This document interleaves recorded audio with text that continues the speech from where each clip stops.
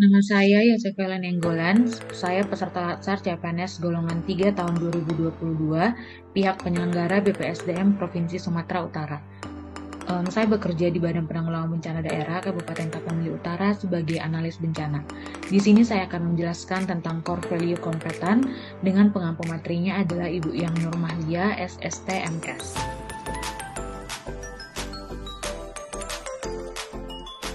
Situasi dunia saat ini dengan cirinya yang disebut dengan VUCA world, yaitu dunia yang penuh gejolak disertai penuh ketidakpastian. Demikian halnya situasinya saling berkaitan dan saling mempengaruhi serta ambiguitas. Faktor VUCA menuntut ekosistem organisasi terintegrasi dengan berbasis pada kombinasi kemampuan teknikal dan generik, di mana setiap ASN dapat beradaptasi dengan dinamika perubahan lingkungan dan tuntutan masa depan pekerjaan. Berdasarkan dinamika global, perlunya pemutakhiran keahlian ASN yang relevan dengan orientasi pembangunan nasional dan aparatur. Demikian halnya untuk mendukung pemutakhiran keahlian ASN yang lebih dinamis, diperlukan pendekatan pengembangan yang lebih adaptif dan mudah diakses secara lebih luas oleh seluruh elemen ASN. Disrupsi teknologi. Adaptasi terhadap keahlian baru perlu dilakukan setiap waktu.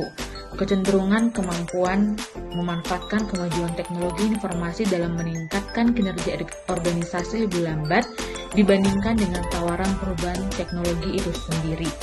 Sebagaimana yang terlihat dalam grafik, menunjukkan adanya kesenjangan tersebut. Perubahan teknologi informasi bergerak lebih cepat dibandingkan dengan kemampuan banyak pihak dalam memanfaatkan teknologi untuk meningkatkan produktivitas organisasi. Akuisisi sejumlah kompetensi dalam standar kompetensi ASN diperlukan yang memungkinkan tumbuhnya perilaku dan kompetensi ASN yang adaptif terhadap dinamika lingkungannya. Kebijakan pembangunan nasional. Dalam menentukan kebutuhan kompetensi dan karakter ASN, penting diselaraskan sesuai visi, misi, termasuk nilai-nilai birokrasi pemerintah. Dalam kaitan visi, sesuai Peraturan Presiden Nomor 18 Tahun 2020 tentang RPJM Nasional tahun 2020 sampai 2024, telah ditetapkan bahwa visi pembangunan nasional untuk tahun 2020 sampai 2024 di bawah kepemimpinan Presiden Joko Widodo dan Wakil Presiden KH Ma'ruf Amin adalah terwujudnya Indonesia maju yang berdaulat, mandiri, dan berkepribadian berlandaskan gotong royong. Upaya untuk mewujudkan visi tersebut dilakukan melalui 9 misi pembangunan yang dikenal sebagai Nawacita kedua, yaitu yang pertama, peningkatan kualitas manusia Indonesia, yang kedua, struktur ekonomi yang produktif, mandiri, dan berdaya saing, yang ketiga, pembangunan yang merata dan berkeadilan, yang keempat, mencapai lingkungan hidup yang berkelanjutan, yang kelima, kemajuan budaya yang mencerminkan kepribadian bangsa, yang keenam, penegakan sistem hukum yang bebas korupsi, bermartabat, dan terpercaya, yang ketujuh, perlindungan bagi segenap bangsa dan memberikan rasa aman pada setiap warga negara. Yang kedelapan, pengelolaan pemerintahan yang bersih, efektif, dan terpercaya. Dan yang kesembilan, sinergi pemerintah daerah dalam kerangka negara kesatuan. Kebijakan pembangunan aparatur. Sesuai dengan kebijakan Undang-Undang ASN Nomor 5 Tahun 2014, seluruh aspek pengelolaan ASN harus memenuhi kesesuaian kualifikasi, kompetensi, dan kinerja.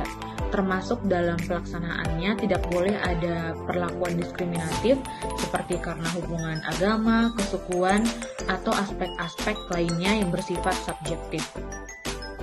Perlakuan yang adil dan objektif tersebut meliputi seluruh unsur dalam siklus manajemen, yaitu yang pertama, melakukan perencanaan rekrutmen seleksi berdasarkan kesesuaian kualifikasi dan kompetensi yang bersifat terbuka dan kompetitif. Yang kedua, memperlakukan ASN secara adil, setara, dan untuk seluruh kegiatan pengelolaan ASN lainnya. Yang ketiga, memberikan remunerasi setara untuk pekerjaan-pekerjaan yang juga setara dengan menghargai kinerja yang tinggi. Karakter ASN.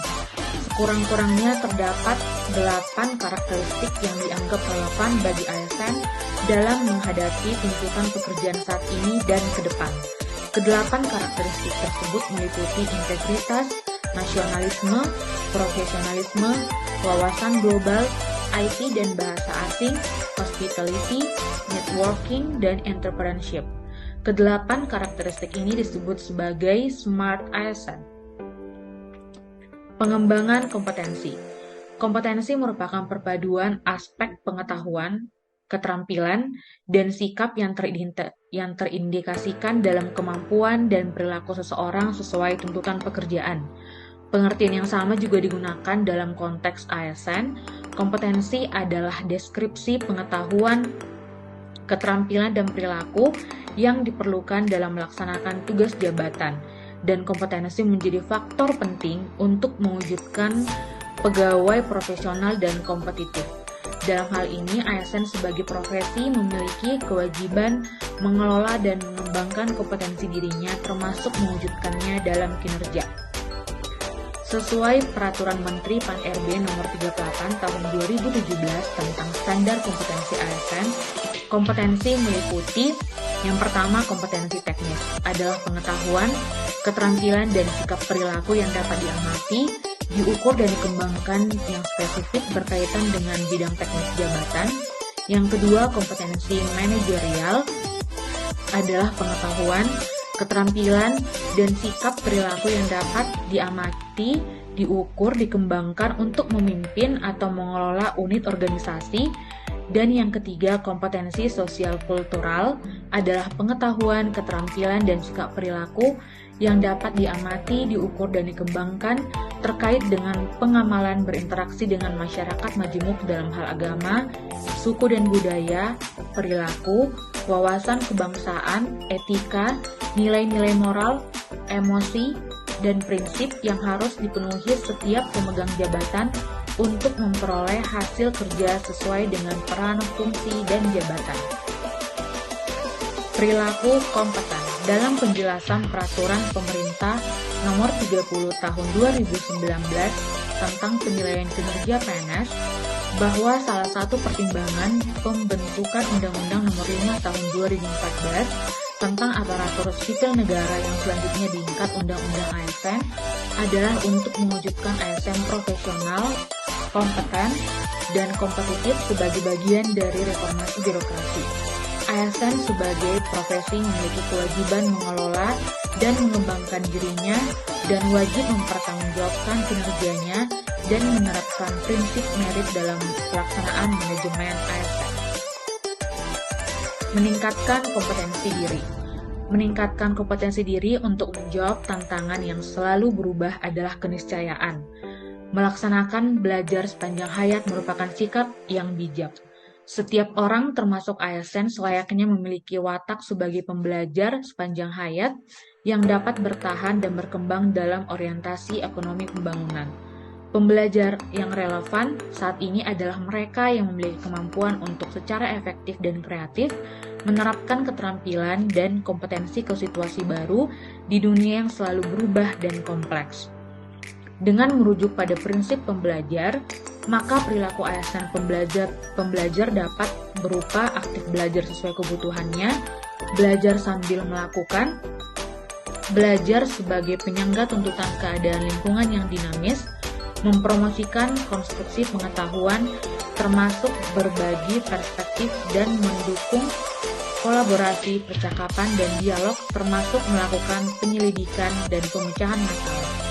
Perilaku lain ASN pembelajar yaitu melakukan konektivitas dalam basis online network. Sumber pelajaran lain bagi ASN dapat memanfaatkan sumber keahlian para pakar atau konsultan yang mungkin dimiliki unit kerja atau instansi tempat ASN bekerja. Para narasumber atau pakar yang didatangkan instansi untuk suatu kegiatan atau proyek dapat dimanfaatkan para ASN pembelajar sebagai sumber berbagai pengetahuan dengan para pakar atau menerapkannya pada masalah tertentu dalam pekerjaan.